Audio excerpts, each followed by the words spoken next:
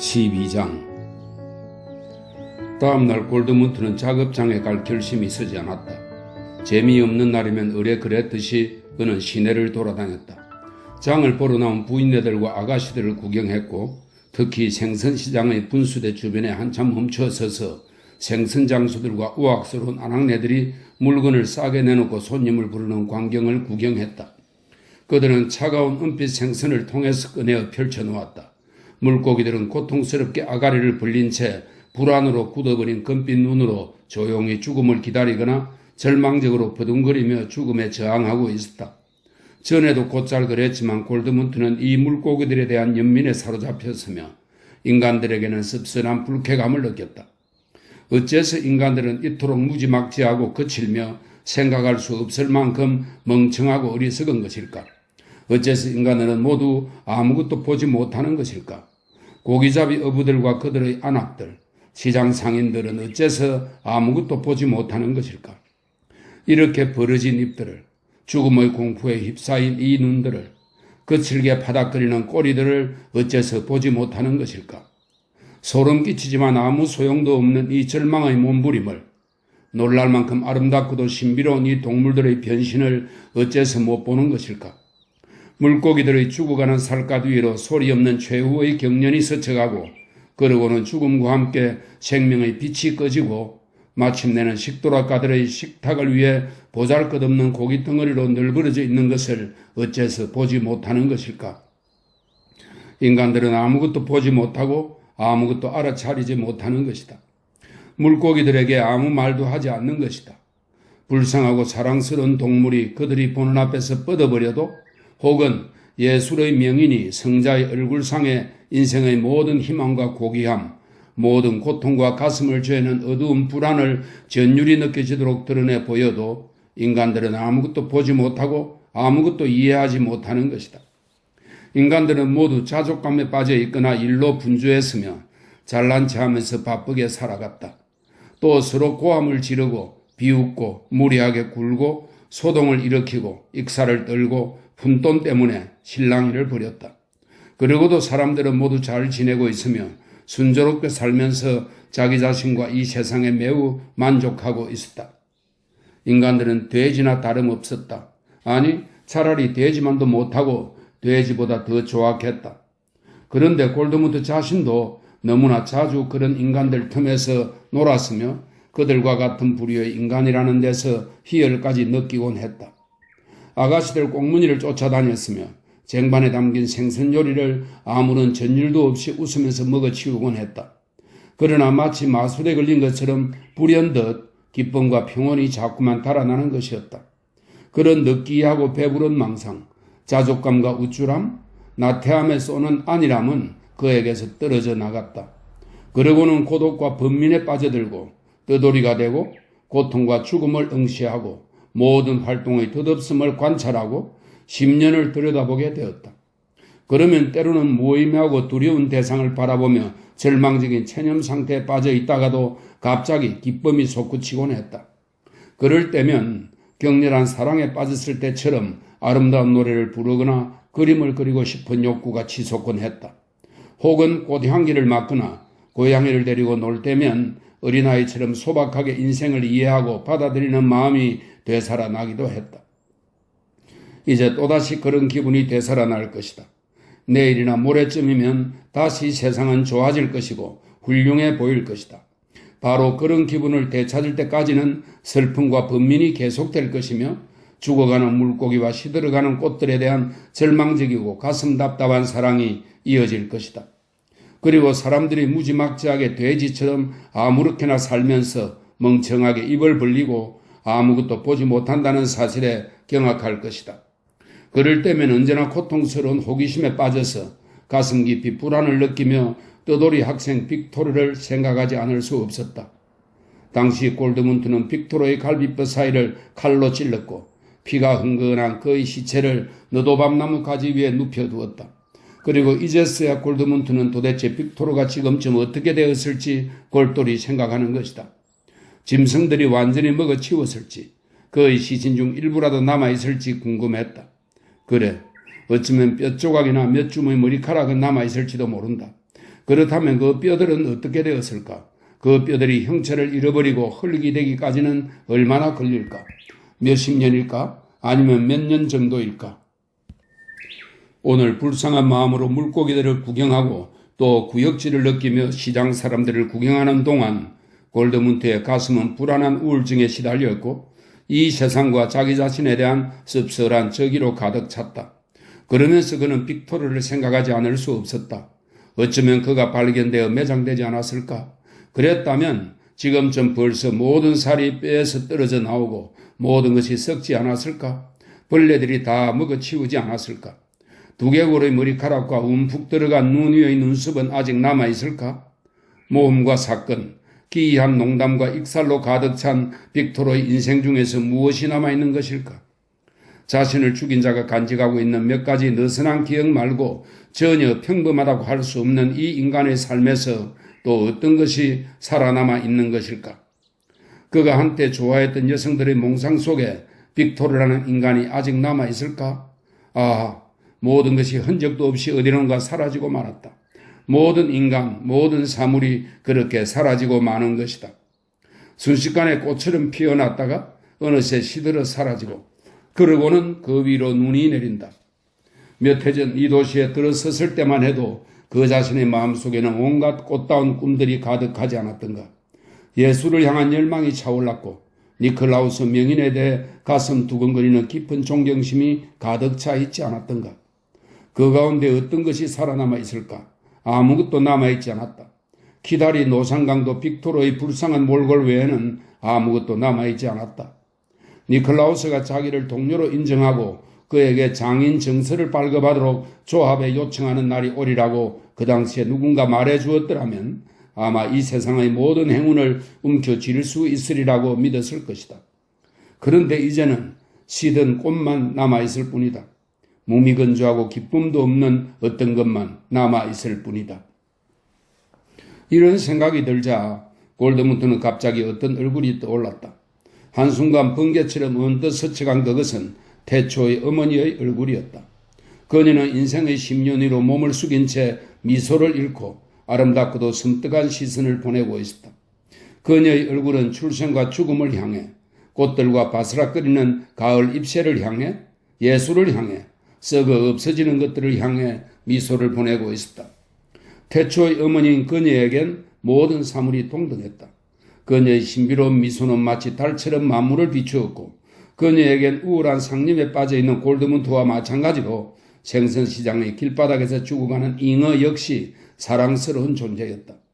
콧대 높고 차가운 아가씨 리즈베트와 마찬가지로 한때 골드문트의 돈을 훔치려고 안달하다가 지금은 숲에 흩어진 빅토르의 유골 역시 사랑스러운 존재였다. 어느새 다시 빛이 꺼지고 신비로운 어머니 얼굴은 사라졌다. 하지만 어머니의 얼굴에서 빛나던 창백한 광채는 골드문트의 영혼 속에 계속 살아 있었다. 생명의 물결, 고통의 물결, 숨막히는 그리움의 물결이 그의 가슴을 헤집고 지나갔다. 그렇다. 그가 원하는 것은 여타의 사람들, 생선장수나 보통 사람들, 분주한 사람들이 누리는 그런 행복이나 배부름 따위는 아니었다. 그런 인간들은 꼴도 보기 싫었다. 경련이라도 일으킬 듯한 창백한 얼굴이여, 늦여름처럼 무르익은 입이여, 그 무거운 입술 위로 바람처럼 달빛처럼 스쳐가는 이름 모를 죽음의 미소여. 골드문트는 스승의 집을 찾아갔다. 시간은 정오 무렵이었다. 집안에서 니클라우스가 일을 마치고 손을 씻는 소리가 들릴 때까지 그는 기다렸다. 그러고서 그는 니클라우스가 있는 곳으로 들어갔다. 선생님, 몇 말씀만 드리고자 합니다. 선생님이 손을 씻고 상의를 입을 정도의 시간이면 충분합니다. 저는 진실을 애타게 갈구해 왔습니다. 제가 드리고자 하는 말씀은 지금이 아니면 다시는 드리지 못할 것 같습니다. 저는 지금 한 인간과 이야기하지 않으면 안 될 형편에 처해 있고 선생님은 아마 제 말을 이해할 수 있는 유일한 분일 것입니다. 제가 선생님께 말씀드리려는 것은 선생님이 유명한 작업장을 가지고 있고 또 여러 도시와 수도원들에서 온갖 영예로운 주문을 받고 있거나 2명의 조수와 멋지고 풍족한 저택을 소유하고 있어서가 아닙니다. 선생님은 시외에 있는 수도원에 제가 아는 가장 아름다운 작품인 성모 마리아상을 만들어 놓으신 분이기 때문에 선생님께 이런 말씀을 드리는 것입니다. 저는 그런 선생님을 좋아하고 존경해 왔으며 선생님처럼 되는 것이야말로 저에겐 최고의 목표였습니다. 이제 저는 하나의 인물상을, 사도 요한상을 만들었습니다. 물론 선생님의 마리아상만큼 완벽하게 만들지는 못했습니다. 하지만 지금 보이는 그대로가 이 작품의 전부입니다. 다른 인물상은 만들 필요도 없습니다. 정말 마음이 내켜서 만들지 않을 수 없는 그런 인물상은 저에게 존재하지도 않으니까요. 아니, 제 마음속에 있는 형상은 아득히 멀리 있는 성스러운 형상이라 할 수 있습니다. 언젠가는 반드시 그것을 작품으로 만들어야겠지만 지금은 그럴 수 없습니다. 그런 작품을 만들려면 아직도 훨씬 더 많은 경험과 체험을 쌓아야만 하겠죠. 어쩌면 3, 4년 후에 만들 수 있을 것도 같고 어쩌면 10년 혹은 그 이상이 걸릴지도 모르겠습니다. 아니면 아예 불가능할지도 모릅니다. 그런데 선생님, 그때까지는 손으로 만드는 일을 하고 싶지 않습니다. 조각상에 니스칠을 하고 나무를 깎아서 설교 연단을 만들고 작업실에서 기능공 생활을 하면서 돈을 벌고 그래서 다른 기술자처럼 되는 것은 원치 않습니다. 제가 원하는 것은 생생한 삶을 맛보고 마음대로 떠돌아다니는 것입니다. 여름과 겨울을 느끼고 세상을 구경하고 세상의 아름다움과 혐오스러움을 맛보는 것입니다. 배고픔과 목마름의 고통을 겪고 싶고 선생님 밑에서 생활하며 배운 모든 것을 다시 잊고 벗어나고 싶습니다. 언젠가는 선생님의 마리아상처럼 아름답고 가슴 깊이 감동을 주는 작품을 만들고 싶습니다. 그렇지만 선생님처럼 되어 그렇게 살고 싶지는 않습니다. 스승은 손을 씻고 물기를 닦았다. 이제 그는 몸을 돌려 골드문트를 바라보았다. 그의 표정은 음했지만 화가 난 기색은 아니었다. 그가 말했다. 자네는 할 말을 했고 나는 자네 말을 들었네. 좋도록 하게. 나도 자네가 일에 매달릴 거라고 기대하지는 않아. 물론 할 일은 많지만 말이야. 자네를 조수로 생각하는 것도 아닐세. 자네한테는 자유가 필요해, 골드문트. 나도 자네하고 이런저런 얘기를 나누고 싶어. 하지만 지금은 아닐세. 며칠 후로 미루도록 하지. 그동안 편하게 내키는 대로 시간을 보내게. 알다시피 나는 자네보다 훨씬 나이가 많고 이런저런 경험이 있지. 내 생각은 자네와 달라. 하지만 자네의 말 뜻은 이해하겠네.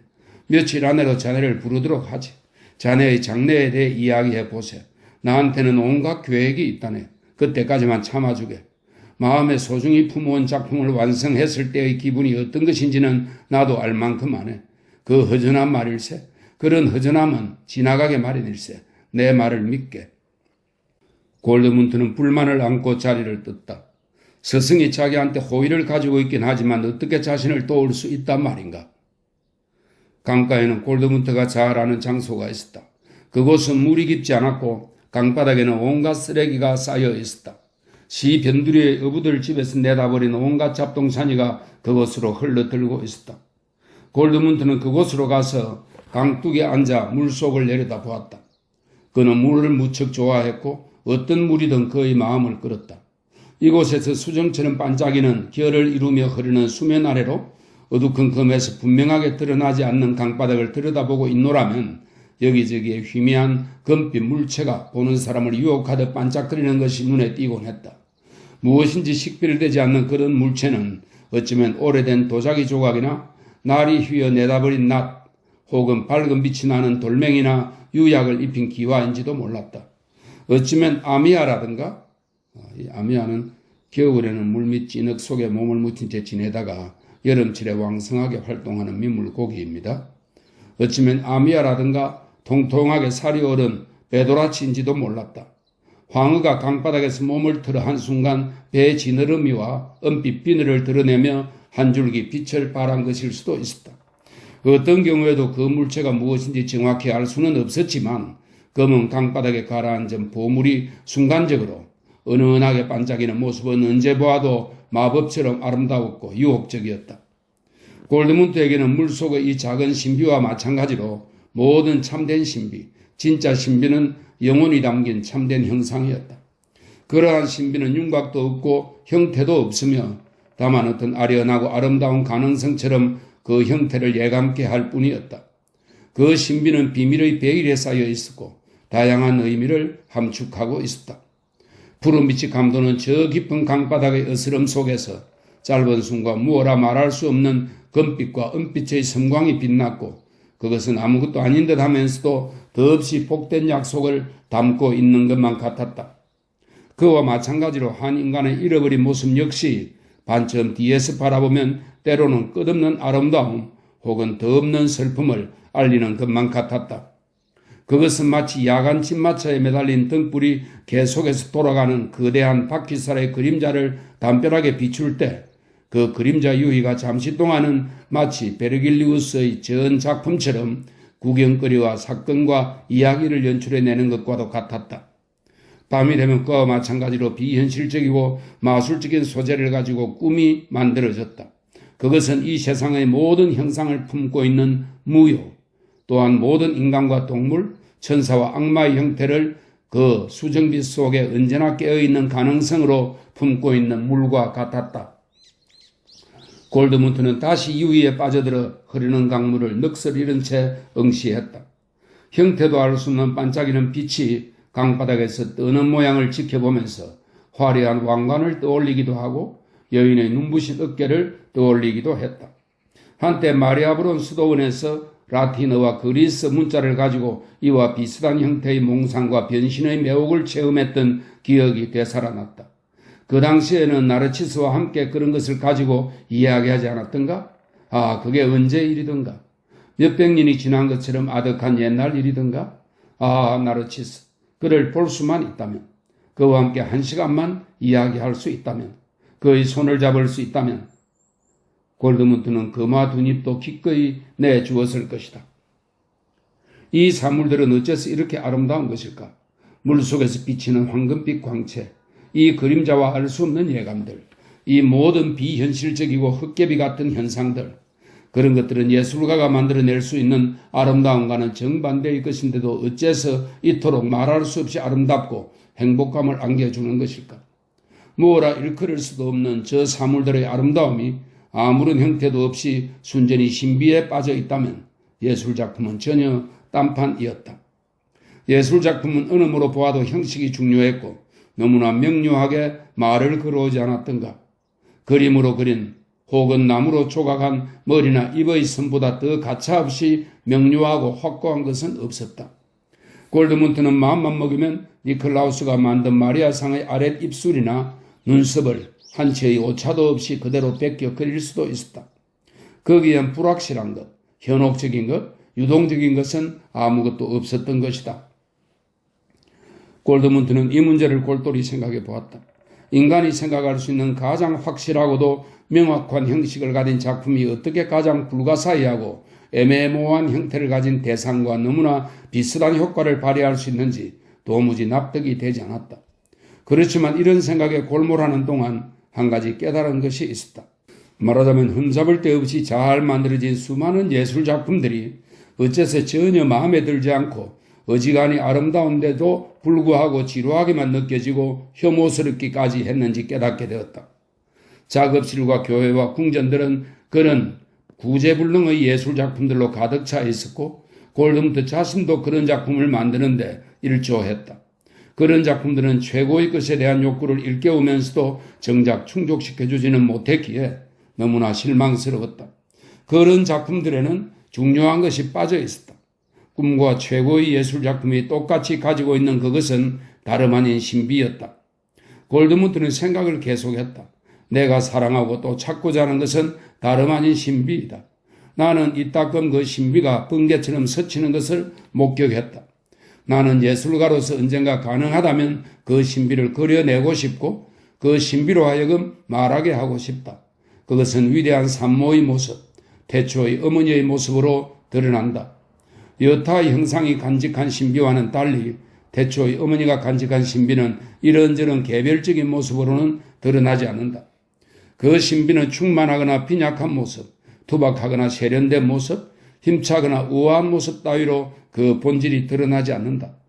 태초의 어머니상에 갖는 신비는 통합될 수 없는 이 세상의 가장 위대한 대립물이 평화롭게 공존하는 것으로 드러난다. 그 신비는 탄생과 죽음, 자비와 공포, 생명과 소멸을 동시에 포용하고 있다. 만일 이러한 신비의 형상이 내 머릿속에서 쥐어 짜낸 것이라 해도 그것이 단지 내 머릿속에서 벌어지는 유의에 불과하거나 명예욕에 들뜬 일개 예술가의 소망에 지나지 않는다 해도 그 신비가 훼손될 일은 전혀 없다. 그렇다 해도 나는 그 신비로운 형상의 결합을 통찰할 것이고 그러한 형상을 잊어버릴 것이기 때문이다. 그런데 태초의 어머니의 모습은 결코 내 머릿속에서 상상해낸 것이 아니다. 나는 그것을 생각해낸 것이 아니라 눈으로 보았으니 말이다. 태초의 어머니는 내 마음속에 살아있으며 나는 거듭 그녀와 마주치곤 한다. 어느 겨울밤 어느 마을에서 아이를 낳고 있는 농사꾼 아낙의 침상을 지켜야만 했을 때 나는 처음으로 그런 신비의 형상을 예감했다.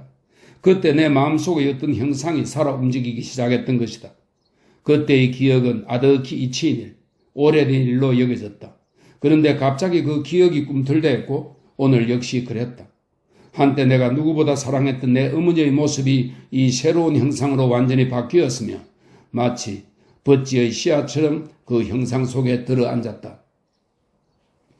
골드문트는 지금 이 순간 자신의 처지를 분명히 느낄 수 있었다. 그것은 결단을 앞둔 순간의 불안감이었다. 그는 나르치스와 수도원을 떠나던 순간 못지않게 중요한 길목에 서 있었다. 그것은 어머니를 찾아가는 길이었다. 언젠가는 어머니가 모든 사람의 눈에 보이는 모습으로 그가 손수 만든 작품으로 형상화될지도 모른다. 어쩌면 바로 거기에 그의 목표와 일생의 의미가 숨어 있는지도 몰랐다. 하지만 정말 그런 것인지는 확신할 수 없었다. 한 가지 그가 알고 있는 것은 어머니를 뒤에 따라가고 있다는 사실, 어머니에 의해 길러지고 어머니의 부름을 받았다는 사실뿐이었다. 그것이 좋았고 그것이 곧 삶이었다. 어쩌면 어머니의 모습을 영영 형상화할 수 없을지도 몰랐다. 어쩌면 언제까지고 꿈과 예감과 유혹으로 성스러운 비밀의 황홀한 광채로만 남을지도 몰랐다. 어떻든 이제 그는 어머니를 따라가야만 한다. 그는 어머니에게 자신의 운명을 맡겼으며 어머니는 그의 별이었다. 이제 결단이 임박했고 모든 것이 명확해졌다. 예술은 아름다운 것이지만 그의 삶을 인도해줄 운명의 여신이나 목표는 될 수 없었다. 적어도 골드문트에겐 아니었다. 그가 따라야 할 것은 예술이 아니라 어머니의 부름이었다. 손재주를 더욱더 노련하게 갈고 닦는 것이 대체 무슨 소용이라 말인가. 그렇게 해서 어떤 결과에 이를지는 니콜라우스 명인을 보면 알 수 있었다. 그렇게 하면 명예와 명성, 돈과 안락한 생활은 얻을 수 있을 것이다. 하지만 신비에 도달하는 유일한 통로인 내면의 감각은 메마르고 위축될 것이다. 예쁘고 값비싼 장난감들과 온갖 풍요로운 재단과 연단들이 만들어질 것이다.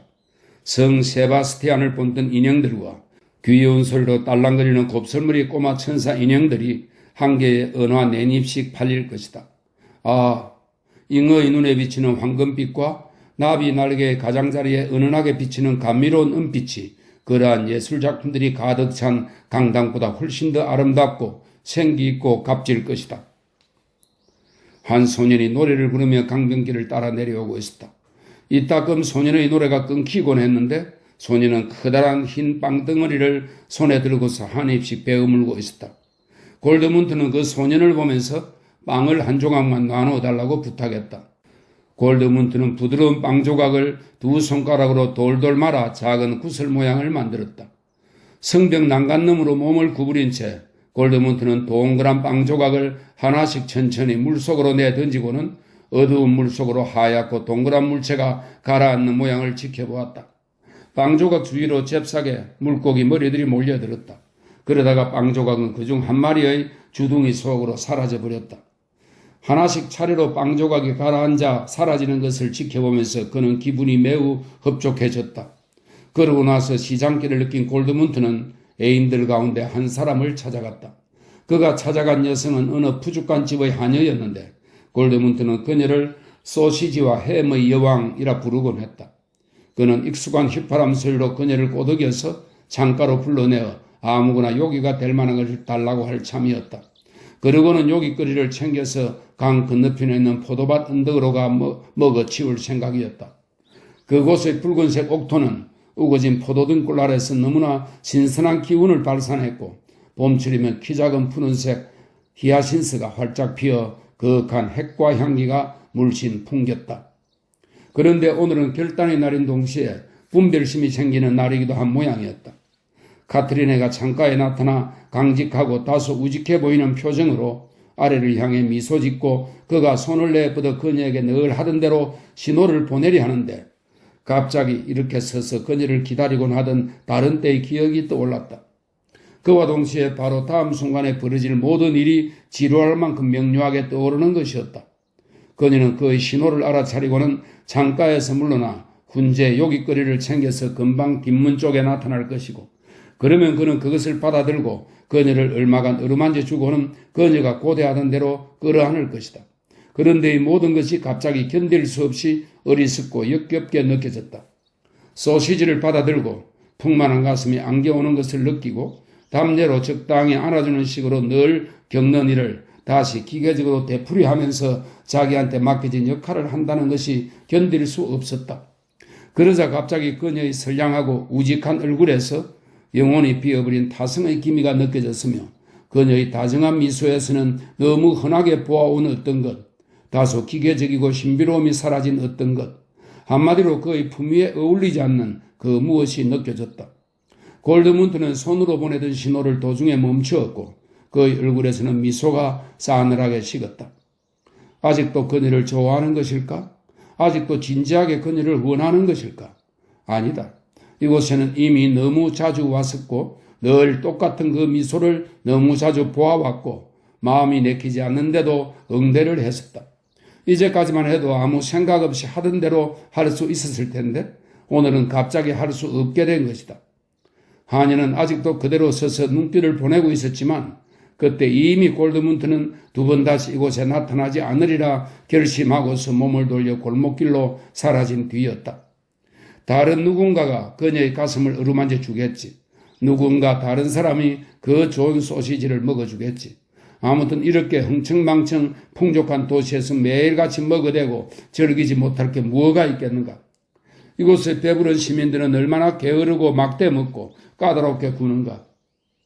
그들을 위해 날마다 얼마나 많은 돼지와 소들이 도살되고 얼마나 많은 아름다운 물고기들이 강에서 낚이는가. 그러면 골드문트 자신은 어떠한가? 그 자신 또한 얼마나 막대먹고 타락했는가? 그 자신 역시 이 배부른 시민들과 역겨울 만큼 흡사해지지 않았는가? 뼈돌이 생활을 하던 당시 눈 덮인 벌판에서는 말라빠진 자두 한 톨이나 오래된 빵껍질 한 조각도 이곳에서 안락하게 지내며 먹는 조합의 한 끼 식단 전부보다 더 맛있었다. 아, 그리운 방랑 시절이여, 자유여, 달이 비치는 황야여, 이슬이 촉촉한 아침 잔디밭에 조심스레 찍힌 짐승의 발자국이여. 그런데 이곳 도시의 붙박이들 사이에 끼어들면서 모든 것이 너무나 편해지고 너무나 값싼 것이 되었다. 심지어 사랑조차도. 이젠 이런 생활에 질렸고 갑자기 그것이 역겨워졌다. 이곳 생활은 이제 의미를 잃었고 고를 수 없는 뼈나 다름없었다. 저승이 모범이 되어주고 리즈베트가 공주가 되어주었던 동안에는 견딜만 했다. 이제는 그런 생활도 끝장났다. 향기는 사라졌고 꽃은 시들었다. 종종 그에게 너무 깊은 고통을 안겨주고 또 때로는 너무 깊이 매료되었던 무상한 감정이 거센 파도처럼 그를 덮쳤다. 모든 것이 빨리 시들었고 어떤 욕망도 순식간에 고갈되었다. 남은 것은 뼈와 먼지밖에 없었다. 그렇지만 한 가지가 남아있었다. 영원한 어머니, 태초의 어머니이면서 영원히 젊은 어머니. 슬프고도 두려운 사랑의 미소를 머금은 어머니였다. 골드문트는 잠시 어머니의 모습을 다시 보게 되었다. 머리칼에서 별들이 빛나는 거대한 어머니상은 마치 꿈결처럼 이 세상의 한쪽 언저리에 앉아서 구부정한 손으로 한 송이씩 생명의 꽃을 따서 천천히 10년으로 떨어뜨리고 있었다. 골드문트가 한 송이씩 쉬던 생명이 창백하게 메말라가는 것을 뒤돌아보며 슬픈 석비례정에 휩싸여 친숙하던 장소를 헤매던 지난 며칠 동안 니콜라우스 명의는 골드문트의 장례를 돌봐주고 이 불안한 길손이 한 곳에 자리 잡을 수 있게 하기 위해 무지 애를 썼다. 니콜라우스는 골드문트에게 장인 정서를 교부하도록 조합을 움직였고 골드문트가 하급자가 아닌 동료로서 지속적으로 자기 곁에서 일하고 규모가 큰 주문을 함께 상의하여 일을 진행하고 그 수익도 함께 나누어 가질 수 있도록 계획을 짰다. 그것은 대담한 시도였다. 리즈베트를 위해서도 그렇다. 그렇게 되면 이 젊은이는 당연히 조만간 그의 사위가 될 것이기 때문이었다. 그렇지만 니콜라우스가 지금까지 고용했던 조수들 가운데 제 아무리 뛰어난 청년도 결코 요한상 같은 작품을 만들지 못할 터였다. 그리고 니콜라우스 자신도 이제 늙었으니 발상이나 창의력이 빈약해질 것이고 자신의 이름난 작업실이 평범한 기능업소로 전락하는 꼴을 보고 싶지는 않았다. 골드무트 같은 친구를 다루기는 만만치 않겠지만 모험을 감행하지 않을 수 없었던 것이다. 서성은 그런 식으로 세심하게 계산했다. 골드무트를 위해서라면 뒤뜰에 있는 작업실을 증축할 것이고 그를 위해 맨 위층에 방을 꾸며줄 것이며 조합에 입회하는 기념으로 멋진 새 옷도 선물해 줄 생각이었다. 그는 조심스럽게 리즈베트의 생각도 들어보았는데 리즈베트 역시 지난번 오찬 이후로는 무언가 그 비슷한 배려를 기대하고 있었기에 반대하지 않았다. 이 총각이 붙박이 생활을 시작하고 장인 소리를 듣게 된다면 리즈베트한테 썩 어울리는 신랑감이 될 터였다. 이런 점에서도 장애는 없었다. 그리고 니콜라우스 자신이 아직까지는 이 떠내기를 얌전하게 길들이는데 완전히 성공하지 못했지만 리즈베트라면 완벽하게 해낼 것이었다. 이런 식으로 모든 계산을 끝내고 올가미 뒤에 근사한 미끼도 걸어놓은 셈이 되었다. 그러던 어느 날 골드문트한테 사람을 보냈다.